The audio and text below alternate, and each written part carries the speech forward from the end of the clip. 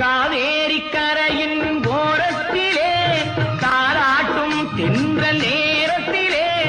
கலந்து பேசிக்கொள்ள வரலாமா தனியே கொஞ்சம் தரலாமா